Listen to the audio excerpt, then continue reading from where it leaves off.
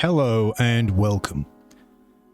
I'm Bio, and today I'm talking about a game that I thoroughly regret playing through immensely. If you're wondering what this particular game is, it's Samurai Maiden, another D3 publisher video game. Now, you're probably thinking to yourself, why, Bio? Why do you keep tormenting yourself with these D3 publisher Oni-Chenbara-esque video games? Well, it's not like I do it for you guys, let's be honest. I do it because mainly I am just genuinely curious of what exactly they're trying to do here. Right? Because genuinely speaking, there is at least one Oni-Chenbara game I enjoy, and that's Z2 Chaos. Now you may be thinking also to yourself, how does that have anything to do with Samurai Maiden, exactly? Well, to me, Samurai Maiden is a Oni-Chenbara-esque video game. At the end of the day, it's published by the same publisher as Oni-Chenbara. Yes, it's developed by someone different, but it has all the same kind of cues that you would expect from an Oni-Chenbara game. So I call it like an Oni-Chenbara-like video game. And it's the main reason why I wanted to have a look at the game over any other D3 game that wasn't an Oni-Chenbara game. So I managed to pick up this game in this like After Dark bundle on Humble Bundle, and I played through the entire game. Took me around just over 10 hours to play through the entire game. I'm gonna be honest, it's not a particularly difficult game if you know how to play correctly. The game doesn't want you to play correctly, but we'll get into that. But it's not too difficult of a game, to be completely honest with you. So I can't really fault it on the difficulty kind of aspect alone. What is annoying, though, is how tanky some of the enemies are. That's annoying. That's very annoying. And yeah, okay, you can upgrade yourself, and by the end of the game, that wasn't really an issue, but still, very annoying how tanky, at least for like the first half of the game, quite a lot of the enemies are. But, you know, that's just me, I guess. But let's go over the usual information, right? I've noticed that in these recent ones I've done for these kinds of videos, I just kind of go off whatever willy-nilly here all over the place. So Samurai Maiden is developed by Shade. Now Shade is a developer that's been around for a long time. They did a lot of anime games back in the day. They've done quite a few games. They've been around for a long time, let me put it this way. So it's nice to see that Shade is having a go at making a 3D hack and slash video game, and it's not just Tamsoft all the goddamn time all the time. And obviously it's published by D3 Publisher, and it got released on the 8th of December 2022. Now you're probably wondering to yourself about the music in the background. This is like the ending, I think, to the game, if I remember correctly. Because there isn't actually that many tracks in the game, which is shocking, really is shocking. So I thought I would enter with just the ending to the game, the ending song to the game, so I don't have to. That's like my departure from this game, basically. But generally speaking, most of the songs are just, or maybe not.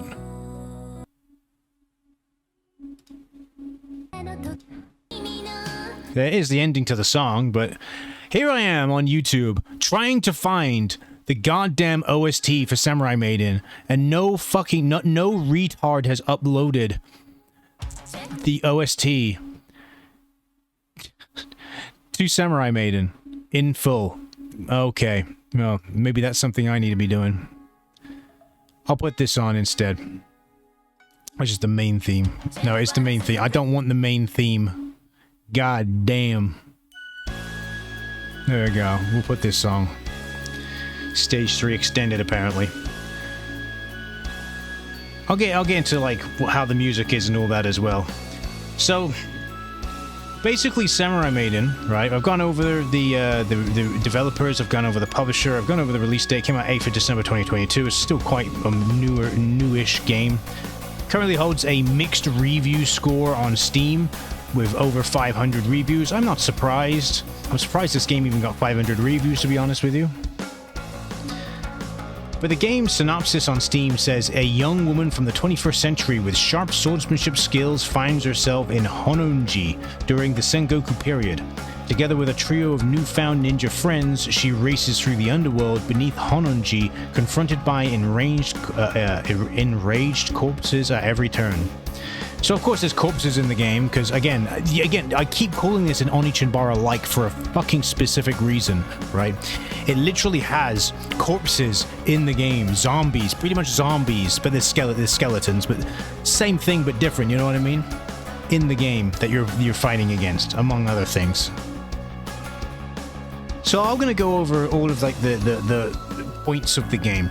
Let's go over the story first. I'm not gonna spoil the story for you. All you need to know is basically this girl, Sumigi or whatever her goddamn name was, I don't really remember. Sumigi gets summoned in the past to the past because she's a descendant to the goddess of harmony or something like that, and she gets tasked with basically sealing the demon lord. What a normal story, right? So straight off the bat, you know straight away the story's going to be boring because it's a very basic story. Oh, I've been summoned to the past to seal the demon lord. Wow, haven't I heard that before, right? And you'd think to yourself, oh, maybe there's a bit of difference to it. Maybe it's slightly different, right? That's what you think to yourself. But no. I'm not going to spoil like this certain beats of the story, but the story is incredibly basic. It's not particularly very good. It's more orientated around character interactions than anything else, because that is the bread and butter of this game, because it is a cross between a visual novel and a 3D hack and slash game. Quite a high emphasis on visual novel, because there's a lot of text that you've got to read, a lot of character interactions where it's just still images, well, not still images, but, you know, 3D models of the characters doing stupid poses, reacting like in different ways to the general conversation. What's that? That's happening? Oh my god. Oh my god. Basically, kind of jazz. So that is pretty much the story. You got to go and seal the demon lord, right? That's the story. And you got your 3 comrades to do it that happen to come help you just because they happen to come help you, right? 2 of them are from like the future, I think, or some other timeline, and one of them is from the past that you get sent to. So, and basically they help you along the way, and lesbo stuff happens. And I know you probably weren't expecting that part there, were you? But apparently that's what happens in this game. Now, I didn't get far enough to really see that kind of stuff. All I saw is a kiss between 2 of the female characters. That was it. And the kiss was so poorly animated, I was like, we might as well have just been a still image, in my opinion. Just a PNG, just a PowerPoint presentation. So, you know, they couldn't even get the models to be actually on, their lips actually on top of each other. So instead, it looks like she kisses her chin. Fantastic. Well done, Shade. Well done. That's all I can say. Well done. You got great animators in your studio. And that was it. But apparently, if you get further into the game, which I'll get into what I mean by that, you'll get to see more. I don't care. Like, I really don't care. I don't care for these characters. Am I supposed to? I feel like these type of games, you're supposed to get invested with the characters, but how can you get invested with characters where the story is just dog shit? It's the most bare bones, basic dog shit, and pretty much all of the character interactions are just nonsense. It's not even banter. It's not like in Onechanbara Z2 Chaos where you have banter between the characters and you can have a bit of fun with it, right? It's just bland, boring, like, oh, wait, you went and got water? Oh, I like water. Water's so tasty. I didn't realize people from the future like water so much. Obviously, it's not like that, but that's the kind of mentality a lot of the dialogue has got at least to me. It's very basic dialogue, very filler. This entire game pretty much feels like you're experiencing a filler arc. Like, these are some side characters, not actual main characters, and the actual main story and all that is being done somewhere else in the world, and you're just watching some filler arc to that greater anime or whatever you want to call it, right? And I just think that's absolutely crazy. Absolutely crazy. But hey, you know, whatever floats your boat. But that's what the entire game feels like. The entire game feels like just some anime's filler arc. Really. They all feel like filler characters. You don't really care about them. You don't care what they're doing. So, yeah. So that's the story. I'm not going to go into much else with the story. Let's get into the gameplay. So obviously it's a 3D hack and slash game. Now, how does it play in comparison to other hack and slash 3D hack and slash games, whatever you want to call them, right? But let's compare it to Onichinbara, because of course we are. Like I keep saying, we're gonna obviously compare it. Is it as good as Z2 Chaos? Fuck no. Is it as good as Onichinbara Origin? Somehow, no. Yes, I shit you not, ladies and gentlemen. Somehow, no. It's worse. It's worse than Onichinbara Origin. How the fuck can you fuck that up, Shade? How can you fuck that up? The reason why it sucks is because the combat, it is quite intuitive once you unlock more of movesets, which isn't something I've always hated in these hack and slash games. Allow me to have the full fucking moveset from the get-go, and allow me full freedom of movement to be able to play the game however the fuck I want. Don't lock moves behind a fucking paywall within the game. Not obviously a real paywall, but you have to spend in-game currency to unlock these moves, or you have to fulfill these conditions to unlock these moves. I don't fucking care. Let me do the moves from the get-go, right? Or else you're just making the game not fun until I have unlocked those moves. And by the time I've unlocked those moves, the game is now no longer fun. I'm done with the game. I'm sick of it. So have them unlocked from the get-go.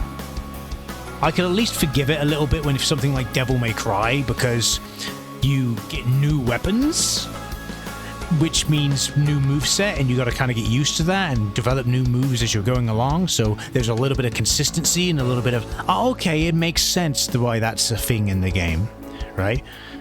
But generally speaking, at least from what my memory serves me, is that when you're the Renkum, I think is the main sword in the game, pretty much you have all the Renkum's moves from the get-go, unless you happen to see something in-game that inspires you. Which is, this is a reason why I quite liked the whole inspiration feature in Yakuza 3, where Kiryu gets his little flip phone out and he captures a moment and he gets inspired to make a new move. Thank fuck for that. You actually incorporated a thoughtful and interesting way to introduce new moves while playing through the game. I'll give you credit for that. But guess what? You haven't done that though, have you? You haven't done that, Samurai Maiden. You haven't done that, Shade. Instead, it's just locked behind currency, which makes no sense whatsoever and just annoys the fuck out of me. So, when you're in the beginning of the game, you're very limited to what moves you can do. And then you'll find out later in the game, when you've got more moves unlocked, you're going to rely on those first couple of moves you had from the get-go. Why is that, you might ask? It's because what will happen is there'll be a group of enemies, you'll go into that group of enemies, you're hacking and slashing away, and then there's one particular move where she stabs at the air repeatedly, again and again and again. While you're doing that move, you can't do fuck all else. So if you see that an enemy is bringing his sword down to smash you, or slash you, or whatever you want to call it, guess what? Oh look, I'm tapping the R1 button to dodge. Guess what the game does? Fucking nothing. It ignores you. It looks at you like, ha, what's that, you want to dodge? But you're in the middle of a combo. You don't want to dodge yet. You've got to finish the combo. No, I don't want to finish the combo, because then I'll get fucking hit by the enemy, you stupid cunt. You can see how frustrated I am with how this game is. You can really tell, can't you? Real spiteful in my voice with how I feel about this game. So, that's It just irritates the hell out of me. So you do have the ability to dodge. While you're in the middle of a combo, guess what? You can't dodge, or you have to keep repeatedly pressing the dodge button before Tsumugi decides to, oh wait, I better get out of the way, shouldn't I? Which inadvertently lets you get hit by the enemy. Guess what? Do you know what how I lost health most of the time in the game? Was when I pressed dodge and the game just did not dodge and I got hit. That was me literally most of the time how I got hit in the game. Was just the game just not recognizing my dodge. Now, I think that's just how the game is. I don't think it's a feature that that is exclusive to me. I feel like that's just how the game is, which is just infuriating and frustrating, but what can you do? So the dodge is fucked. What about a parry? Is there a parry in the game? Whoa, yeah, there is. Guess what, though? It's locked behind a paywall. And you probably won't get it until halfway through the game. Well, at that point, I'm not going to be using it, am I? Because at that point, I've found a method that works. So I've got no reason to use the parry. And guess what? I didn't use the parry at all throughout the entire game. Because I didn't need to. And because you introduced it too late for me to fucking care. There you go, game. There you go. So, obviously, like I said, I unlocked more moves along the way, but I still relied on the same combo again and again, because if I relied on that combo, it allowed me to at least dodge when I wanted to dodge most of the time. If I did any other kind of combo, guess what? I didn't know whether or not when I could actually dodge. I didn't know if the game was going to fuck me in the ass and just ignore me pressing the dodge button altogether. There's a few occasions where I found jumping to be a better thing to do, jumping away from the enemies, than to actually use the dodge button. Good feature.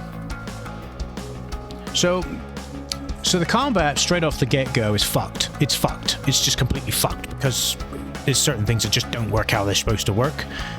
So what other features do you have in the game? Well, you have the ability to spawn those 3 girls that are with you, and they all have unique abilities. The ninja girl has the ability to throw fire kunai, very useful ability, I will admit, very good.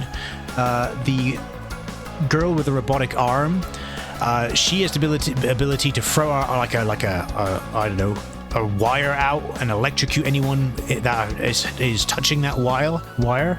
That can be useful in certain scenarios. And then you have the fox girl who slams her mallet down on the ground and creates like an AoE attack of ice. So one thing's for certain, those three attacks are actually useful, and you will be using them quite a lot. I will admit though, I did tend to use the ninja girl and the fox girl's attacks more than the robot arm girl, so that's that. They also do have unique abilities. For example, the ninja girl can put a bomb out to the enemies, which I never used. I only ever used it when the game wanted me to use it, simply because it's just not useful at all in the heat of combat whatsoever, so I just didn't use it. The robot arm girl has the ability to grapple onto these like little green orbs that float in the air. Obviously, I needed to use that to get across certain platforms, so I did use that. And then the fox girl has the ability to go grab items in the area like bombs and other things. Again, never used that except for the one time I had to use it for the point of like tutorials reasons. So yeah. So that was 3 instances of a feature in the game that was just completely unnecessary because I just never used it because it just don't need to use it. Because there is, you know, going back to the robot arm girl, there is platforming in this game.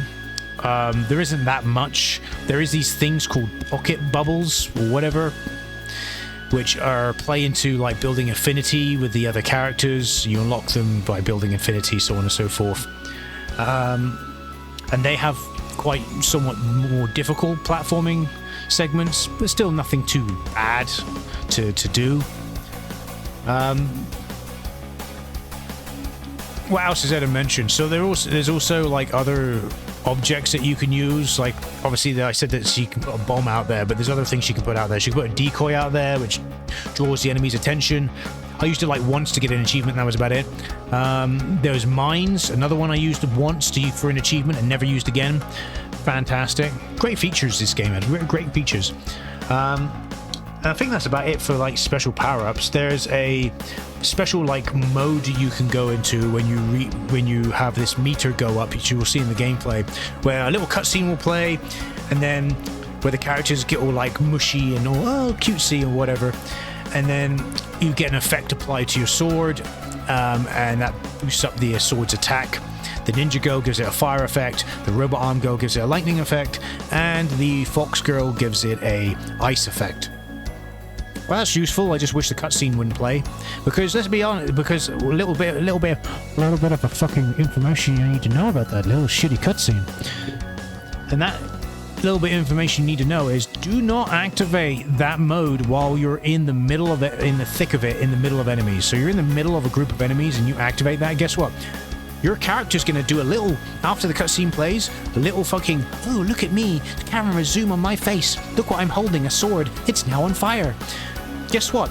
You're completely and utterly vulnerable during that state, which means if an enemy decides to attack you while you're doing that little, not the actual cutscene itself, but that little animation right at the end of the cutscene, which shows the sword going ignited and you can't actually do anything, guess what? You'll take damage and you'll lose health. So when I found that out in the game, I was like, well, that's cancer. That's pure unadulterated cancer. Why is that a feature? So the only time I could actually use it was when I was away from the enemy. So as soon as that meter got full and I wanted to use it, I had to run away from the enemies, activate it to then go back and fight the enemies. And that was generally most of what the strategy was. You see in like one of the boss enemies charging up an attack, dodge away before the attack, but as soon as you know the attack's going to come, dodge away, run away, do whatever. If you're getting a bit swarmed by enemies, jump out of the enemies and run away again. So it was constantly, the gameplay was literally me attack, run away, attack, run away, attack, run away. Rinse and repeat for the rest of the entire fucking game. How fucking boring is that? God damn. Fucking Zombie Zone on the PlayStation 2 was more exciting. Honestly. What else? So what else is there to mention in the game? Right? The art style's cool. It's anime. What else do you expect? The environments aren't really that anime and look quite budget, in my opinion. But the character models look nice in the game, I guess. I did mention about the pocket dimensions. You have the ability, there's different costumes you can get for the characters. Obviously pretty much most of them are locked behind DLC, paid DLC. What a surprise. You have the ability to get multiple weapons, which unlock new ability, well, not new abilities, but like new effects that weapons give you. I only used like the one weapon throughout the entire game because you got to level up the weapons to be able to use those abilities. So I only leveled up my Demon Slayer weapon to like max level, and then just didn't bother with the rest of them because I was like, I'm not going to use the rest of them, so what's the fucking point? What else? You get memory fragments, like little collectibles throughout the levels that you can get, and it gives you artwork, so that's a feature. I did briefly speak about the infinity level in the game. So basically at the end of a mission, you will show you how much, if you've used a lot of your companion characters, the three other girls, your meter will go up, and the more you level that meter up for each of the individual characters, you unlock these memories or something in the album or whatever, where you can have these special one-on-one conversations and go and then do this level. Go have these special one-on-one conversations that unlock new moves and so on and so forth. So that's how you have to get some of the new moves and so on. I didn't max out any of the characters, but the character I used the most was the Ninja Girl, so I got all three of them to their third pocket bubble, I think, because there was a few missions or a few chapters I did have to replay a couple of times. I wasn't say that I didn't die in this game. I did die a couple of times, but that was more for me getting annoyed about the dodge more than anything else. So, but there was a few occasions where I did die, but I don't know. I would say I died probably about, I don't know. I could probably count the amount of times I died on one hand, to be honest. So, now what else is there to mention? The bosses are somewhat varied, but then they start to repeat them in the second half of the game. And they'll just throw like 2 bosses at you at once, or a mini boss and a boss together, and it's just, yeah. Yeah. I'm trying to think what else is there to mention about the game, which I haven't already mentioned. Like, I can't really think of anything else. You know, the game is $40 on Steam, by the way. £50, 40. It's even more. It's £50. £50. Which means it would be $60. And when it's on sale, it only ever goes on sale for 50% off. That's why the only reason I actually end up getting this game is because of that After Dark bundle with Humble Bundle, which worked out, I think, after I did the pricing, it worked out that I paid something like £3 or £4 for this game instead. So, there you go.